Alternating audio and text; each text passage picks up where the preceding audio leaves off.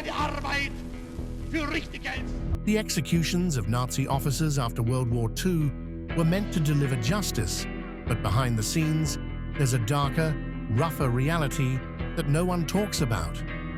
These weren't always the orderly proceedings of deserved justice that history books describe. Instead, some executions were brutal, chaotic, and shrouded in disturbing intents of cold revenge. What really happened in those final moments, and why were so many details kept hidden? Join us as we uncover the chilling truths that were never told about the rough executions of Nazi officers. Death by hanging. After Germany lost in World War II, the key figures behind the horrific events, such as Adolf Hitler, Joseph Goebbels, and Heinrich Himmler, were not brought to justice because they ended their own lives before facing trial for their actions. However, thousands of Nazi officials and soldiers who were involved in war crimes or helped organize atrocities during the conflict were captured, put on trial, and executed. Hanging was the most common method used for these executions, though different countries employed various techniques. In most military cases of the time, execution by firing squad was standard. But for these individuals, it was decided that they should be hanged like ordinary criminals rather than treated as soldiers. The United States, during the Nuremberg trial executions, used the simplest hanging technique, called the short drop method. This approach caused death by strangulation, as the noose tightened and suffocated the person. The British used a different method, known as the long drop. This technique was more precise and calculated the prisoner's height and weight to determine the exact length of the drop. The goal was to ensure a quick and immediate death by severing the neck internally. American Master Sergeant John C. Woods was the main hangman during the Nuremberg executions, with help from his assistant, Joseph Malter. Woods had volunteered to be the Army's executioner before the D-Day invasion on June 1944. The Army had been searching for someone with hanging experience, and Woods had claimed he was qualified. However, it was later revealed that his claim was untrue. He had said he had worked as a hangman in Texas and Oklahoma, but no records showed any executions took place in those states during his adult years. In 1929, Woods had been diagnosed with a condition called constitutional psychopathic inferiority, which was linked to traits like criminal behavior, emotional instability, and paranoia. Many of his executions were reported to have been slow and agonizing, with some victims taking nearly 30 minutes to die. It was unclear if these mistakes were intentional or accidental. An article published in the American military magazine Stag a few months later suggested that Woods had purposely used ropes that were too short and built trapdoors that were too small to increase the suffering of his victims. A witness even noted that Woods seemed unbothered when the executions did not go smoothly. Afterward, Woods reportedly expressed pride in his actions, stating that he had hanged the 10 Nazis. He continued to serve as an Army combat engineer, but tragically died in 1950 after accidentally electrocuting himself. Similarly, higher-ranking Nazi officials faced harsh punishments, meeting their own grim ends. Let's look closer at how that unfolded. Karl Hermann Frank's execution. Karl Hermann Frank, born in January 1898 in Austria-Hungary, was said to have been deeply shaped by his father's nationalist beliefs and anger toward the government. Although Frank had wanted to join the Austro-Hungarian army during World War I, he was turned down because he was blind in his right eye. Instead, he spent a year studying law in Prague, where he reportedly became drawn to German nationalist ideas and the early Nazi movement. Frank was known to have joined the Nazi Party not long after it began, and played a big part in setting up its local branches. In 1925, he opened a bookstore that focused on selling Nazi-related books. Over time, his influence grew, and he became the deputy leader of the Sudeten German Homeland Front. He also served as a member of the Czechoslovak parliament, while staying loyal to Nazi ideals. After the Munich Agreement, 1938, when Germany took control of the Sudetenland, Frank was given the position of deputy Gauleiter for the area. Later that same year, he officially joined both the Nazi Party and the SS. By 1939, Frank had reached the rank of SS Gruppenführer and had been named Secretary of State for the Reich Protectorate of Bohemia and Moravia, working under Konstantin von Neurath. In this role, he oversaw the SS, Gestapo, and Nazi police forces in the region. Frank was described as using brutal methods to silence opposition, pushing for torture, executions, and mass arrests. It was said that he thought Neurath's approach was too soft, so he sought Adolf Hitler's support, which eventually led to Neurath being removed from his position. Karl Hermann Frank worked closely with Reinhard Heydrich, who held the position of Reich Protector of Bohemia and Moravia. Together, they were said to have enforced harsh policies, which included mass executions and sending Jewish people to concentration camps. When Heydrich was assassinated in 1942, the response was brutal. Orders were given for the Czech villages of Lidice and Ležáky to be destroyed. All the men from these villages were executed. The women were sent to concentration camps, and the children were separated. Some were taken to Germany to be Germanized, while others were murdered. Frank continued to rise in power, eventually becoming an SS general and the police chief in Prague. Later, he was appointed Minister of State, which gave him a connection to Adolf Hitler's cabinet. His actions included organizing anti-partisan raids and overseeing countless executions, although resistance in the area remained strong.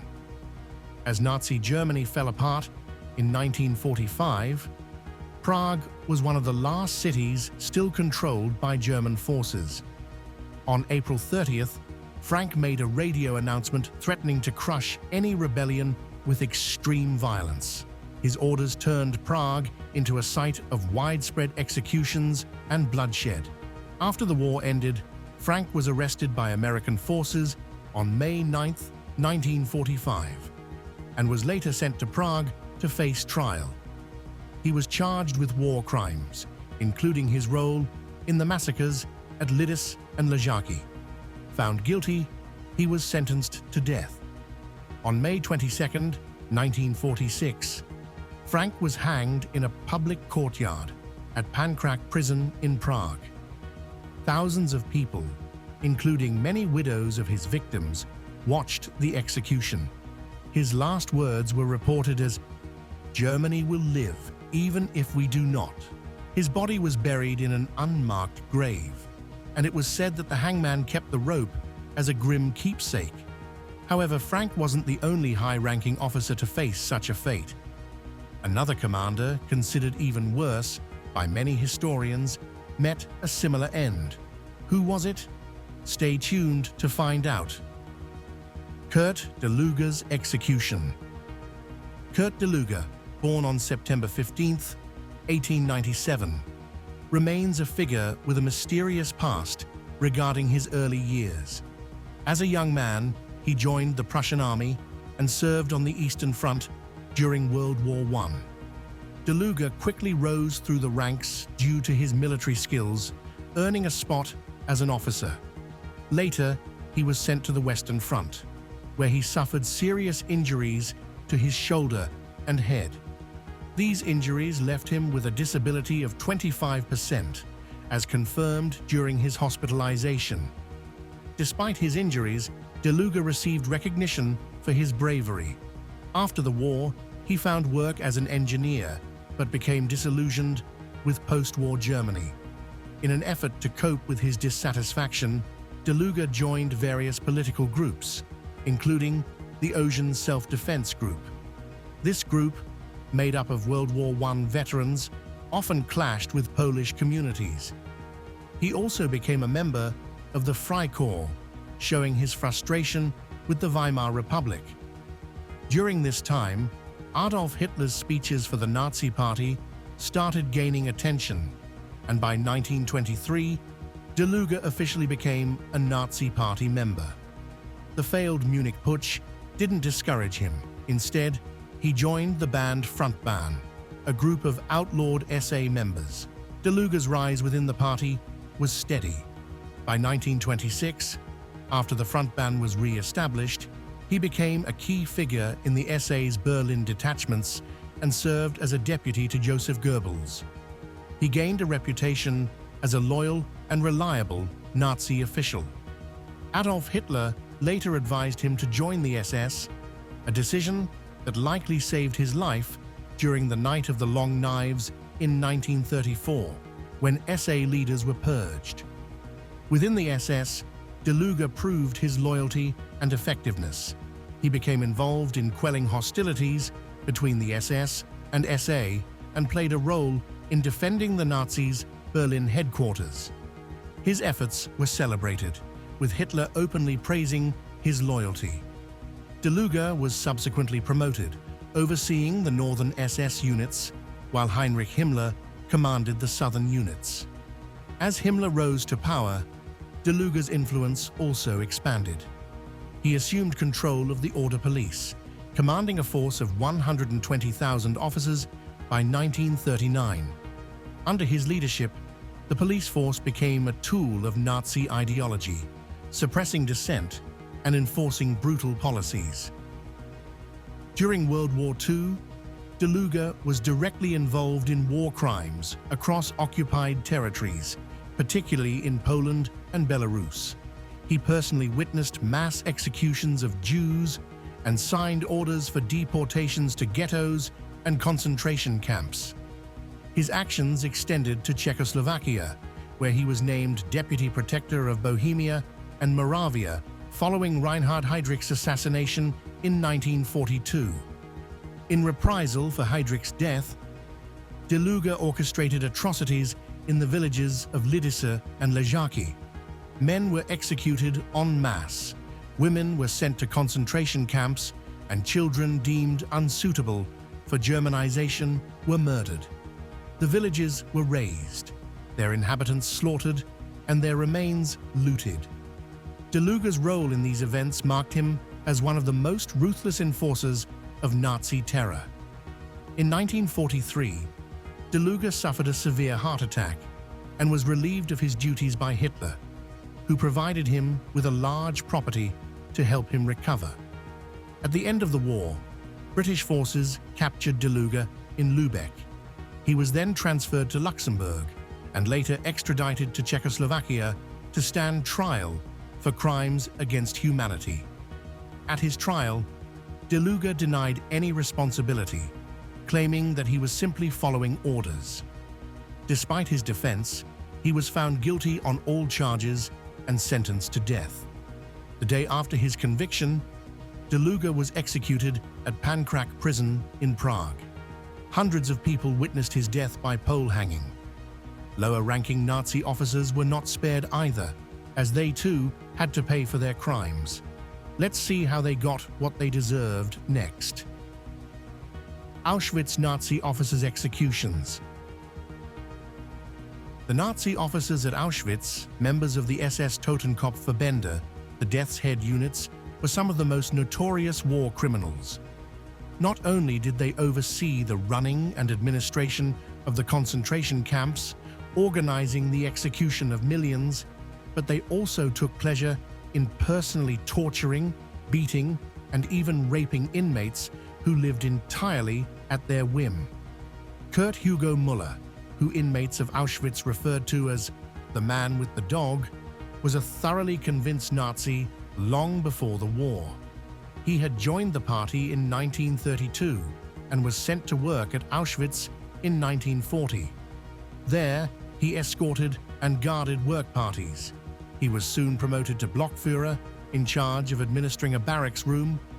At one point, he was the head of Block 11, also known as the Death Block.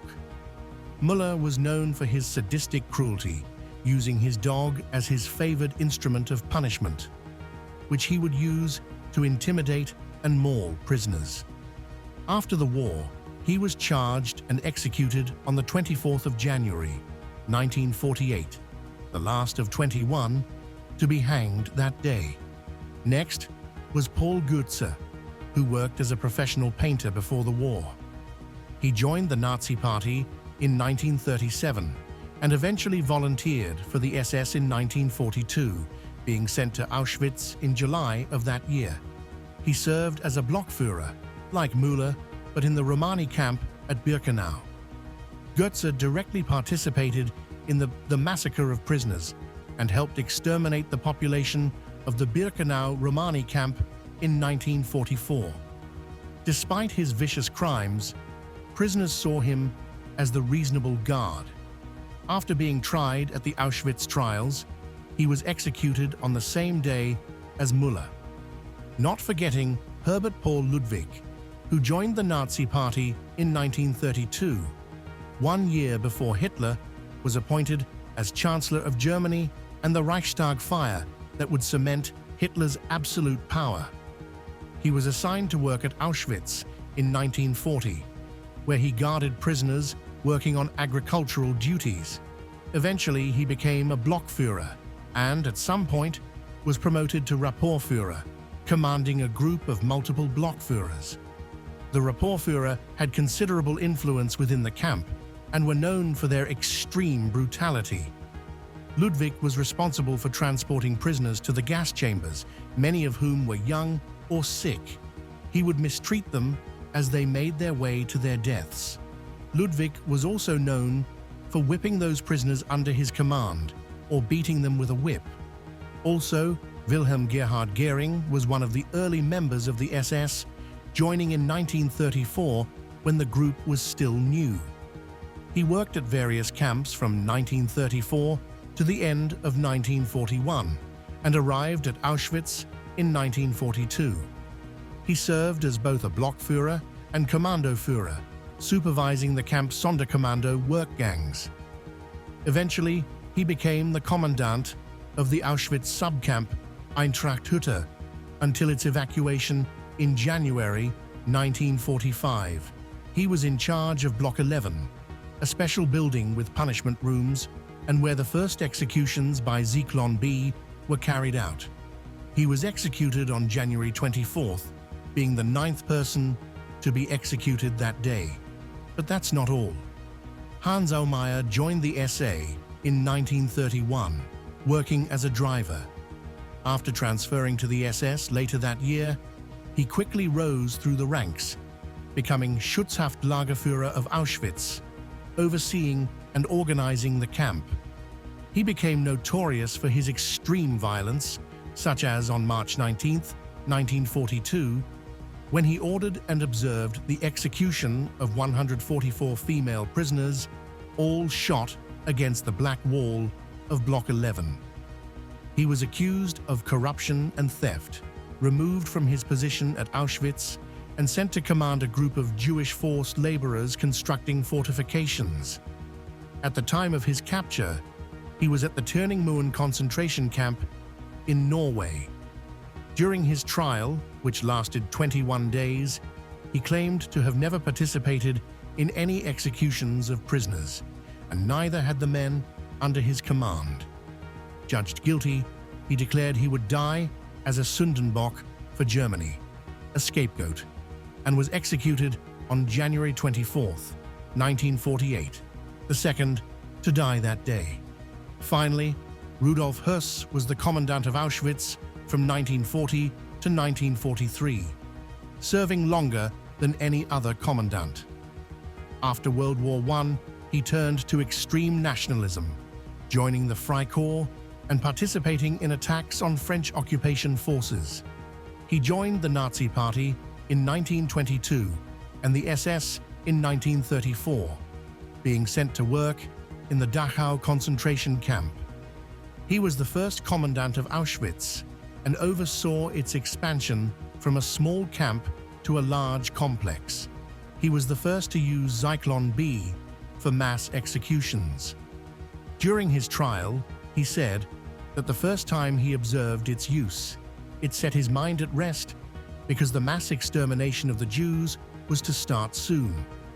After being recalled from Auschwitz, he returned in 1944 to organize the execution of 430,000 Hungarian Jews over 56 days. After the fall of the Third Reich and the death of Adolf Hitler, Höss disguised himself as a member of the German Navy. He adopted the name Franz Lang and lived quietly as a gardener with his family. He lived in peace for almost a year until his location was tracked down by Hans Alexander, a German Jew who had fled to Britain in 1936. Alexander and a group of British soldiers were sent to his home. His wife gave up his location, and though he denied being anyone other than Franz Lang, he was finally identified by the inscription inside his wedding ring. He was extradited to Poland, where he underwent trial for crimes against humanity. He was sentenced to death on March 27, 1947, and was hanged on April 16th. His execution was watched by around 100 spectators, including former prisoners and Polish officials, and was the last public execution in Poland. Sadly, female officers were just as bad as their male counterparts, and they too suffered a similar end after the war. Follow along as we now talk about female Nazi officers. Female Nazi officers' executions. The world was shocked by the involvement of many women in the brutal crimes of Nazi Germany. After the war, many were sentenced to death and imprisonment, alongside their male counterparts. 3,600 German women worked directly inside the concentration camps.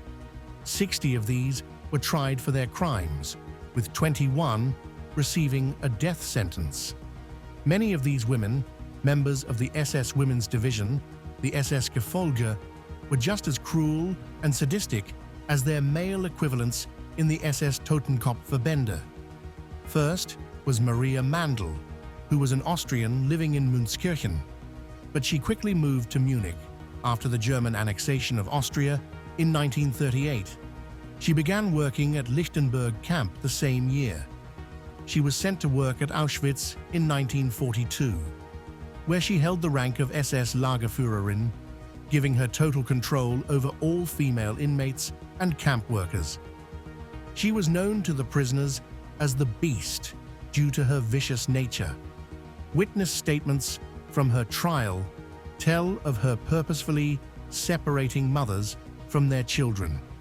In perhaps her cruelest action, she forced hundreds of women into one cell block, totally naked, and left them there for 7 days without food or water. After 7 days, most had died, and in their hunger, the captives had fed on some of the bodies. She fled back to her home in Austria following the Allied victory, taking refuge with her sister after her father refused to accommodate her, but was arrested by the US Army 3 months later. She was executed on January 24th, and according to Stanisława Rakhwałova, who had been imprisoned by the Soviets for anti-Soviet activity and who had been an inmate under Mandl, one of her last acts on Earth was to ask for their forgiveness. Mandl was perhaps one of the worst of all the female SS members and was personally complicit in the deaths of 500,000 prisoners. Next was Irma Grisi, who is perhaps one of the most recognizable female Nazis. She was known by the inmates of Auschwitz as the Hyena of Auschwitz, while the post-war press referred to her as the Beautiful Beast. Her father had been a church-going Christian, with little praise for the Nazi Party, and forbade all his children from joining any Nazi organization. Grese and her sister Helene both joined the Bund Deutscher Mädel. She worked as a camp assistant nurse under the cruel doctor, Gebhardt, whom she worked alongside in his cruel experiments on Jewish prisoners.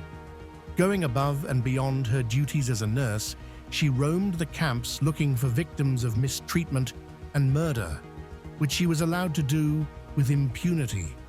She eventually had command over 30,000 female prisoners, all of whom feared her immensely.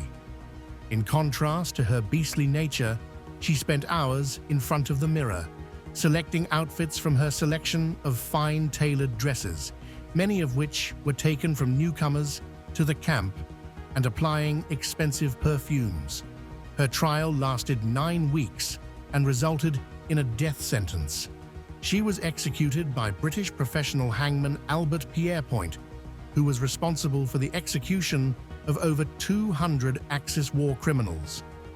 Last but not least, Elizabeth Volkenrath was executed half an hour before Greasy at 9:34 on December 13, 1945, after the Belsen trial conducted by the British Army. Before the war, she had been a hairdresser until she volunteered to work at a concentration camp. She was known to be incredibly sadistic, often beating women until they were unconscious. She personally participated in the selection of victims for the gas chambers. She was accused of many crimes during her trial, which she all personally denied. In one instance, she caught a starving prisoner stealing vegetables. As punishment, she was forced to kneel on the floor and hold the vegetables above her head. After 4 hours, she could no longer hold her arms up, and Volkenrath beat her with a rubber club. However, there was a mass execution event of many Nazi officers, which is certainly one for the history books and what we will be talking about next. Nuremberg executions. The worst Nazi criminals, like Göring and Ribbentrop, were tried at the Nuremberg war crimes trial. Nuremberg is the most famous post-war trial where the top Nazi leaders were charged. Out of 24 indictments for war crimes, 13 were sentenced to death and 11 were executed by hanging on October 16, 1946, all within 90 minutes. Of the 2 who were not hung, Martin Bormann, private secretary to Adolf Hitler, was sentenced in absentia because his whereabouts were unknown. It was later discovered that he had died at the end of the war while trying to escape Berlin. Hermann Göring, head of the Luftwaffe and one of the most powerful Nazi officials, ended his own life the day before the executions with a concealed cyanide capsule. Joachim von Ribbentrop was the German Minister of Foreign Affairs, responsible for brokering the Molotov-Ribbentrop Pact between Nazi Germany and the Soviet Union, and the Pact of Steel, an alliance with the Italian fascists. He was convicted for his role in the Holocaust, as he encouraged German authorities in occupied nations to transport Jews and other undesirables to the Nazi concentration camps for forced labor and extermination. He also encouraged the summary executions of downed Allied airmen and played a direct role in the annexation of Austria and the invasions of Czechoslovakia and Poland.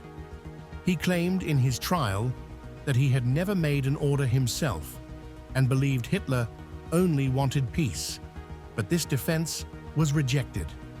His execution was at 1:30 a.m., and it was a lengthy procedure as he hung for 14 minutes before finally dying of oxygen deprivation. Wilhelm Keitel was the next to be executed. He had served during the war as Oberkommando der Wehrmacht, the overall commander of the German army. The evidence for his crimes came from his signature, which was found on dozens of illegal orders calling for the execution of prisoners of war and political prisoners. He did not deny his actions and admitted to knowing these orders were illegal, but he believed that, as a soldier, he was only following orders and so was exempt from responsibility. He wished to die as a soldier and requested death by firing squad. But this was refused, and he was hung. He suffered a wound to his head as he fell, hitting his head on the trapdoor, only dying after 24 minutes of strangulation. There was also Ernst Kaltenbrunner, who was a native Austrian, but supported the Anschluss, the German annexation of Austria. As a member of the Austrian Nazi Party and SS, he assisted in the takeover, providing intelligence to German officials in Bavaria. He played a large role in the Nazification of Austrian society and helped establish the country's first concentration camp, Mauthausen, in 1938. In 1943, during an inspection of Mauthausen camp, he ordered 15 prisoners to be selected to demonstrate to him the different methods of execution. He was found not guilty of crimes against peace, but guilty of crimes against humanity, and executed at 1:52 a.m., only 8 minutes after Keitel. Alfred Rosenberg was an ethnic German, but had been born and raised in Tallinn, Estonia, then part of the Russian Empire. He was a devoted Nazi ideologue and played a large role in forming official Nazi racial and religious theories. Rosenberg, while not a military man, strongly influenced Hitler's ideas on Germanic supremacy. The Nuremberg trial concluded that he had been invaluable in the formation of Nazi beliefs, as well as playing a role in the invasion of Norway. He was executed 7 minutes after Kaltenbrunner and was the only condemned man, when asked if he had any final words, to reply, no. Arthur Cees Inquart was the last of the convicted men to be hanged at 2:59 a.m. Another Austrian was an ally of the Austrian fascist Fatherland Front. He was a devotee of Heinrich Himmler's pseudo-historical racial ideas on the mythological origin of the supposed Aryan race, and personally funded expeditions to various parts of Asia in search of the original, pure Aryan. He was appointed Minister of the Interior and personally sent the telegraph that began the German takeover of Austria. During the war, he was made Reichskommissar of the occupied Netherlands, where he controlled the civil administrations, enacted Nazi policies, and personally signed at least 800 death warrants, though some put this figure as high as 1,500. During his trial, he denied any knowledge of war crimes and claimed to believe that the Jews were evacuated for their safety, as opposed to being sent to death camps. When sentenced to death, he said, "I never expected anything different. It's all right." By 2:59 a.m., all 11 men had been executed. The bodies, including that of Göring, were all photographed and labeled, and then stripped naked and placed into unadorned wooden coffins. The coffins were labeled with false names and disguised as the coffins of fallen American soldiers, with Göring's coffin being labeled as George Munger. The following day, the bodies were loaded onto American trucks, guarded by American military police, and transported to a cemetery crematorium. The staff of the crematorium were ordered to burn the bodies, being told they were American soldiers. The ashes were loaded into urns, still labeled with their false American names, and again transported this time to a makeshift American military mortuary in Munich at the commandeered home of a local businessman. The ashes were then taken to a nearby river and dumped in, and the urns were destroyed. The men's possessions were also collected and disposed of in various ways. Keitel's wartime medals, including those from World War I, were all destroyed, and his field marshal's baton was smashed to pieces. His Nazi party badges were kept, but the swastikas on them were deliberately damaged and scratched. The party badges were then sold, helping to pay for the expensive executions. Göring's medals were also destroyed, except those which were valuable, such as the gold party badges and diamond-studded pilot's badge, which again had their Nazi symbolism destroyed and were sold for scrap. Some of Goering's medals that were not on him when he was captured were looted from his private train or residence, with some still surviving today. All uniforms were collected and burned, while civilian possessions such as jewelry and cash up to 1,000 Reichsmarks were returned to the deceased's relatives. Larger amounts of cash and more valuable jewelry were also sold. Personal papers, such as letters and diary entries, were collected and archived, though some disappeared or were damaged. In the decades following the war, many more criminals were discovered and captured. Some had remained in Europe, while others had traveled to South America, and all had adopted new identities. Between 1945 and 2005, 140,000 accused Nazi war criminals were brought to trial, with 6,656 resulting in convictions. One of the most recent convictions was that of Joseph Schutz. At the age of 101, he was sentenced to 5 years in prison for his role in the Holocaust. In an odd twist, the 101-year-old Nazi war criminal was tried in a juvenile court due to his age at the time of the offenses. If any Nazi war criminals do remain, they will be in their 90s, and even if tried and sentenced, will be unlikely to ever truly receive justice. Thanks for watching. See you in our next video.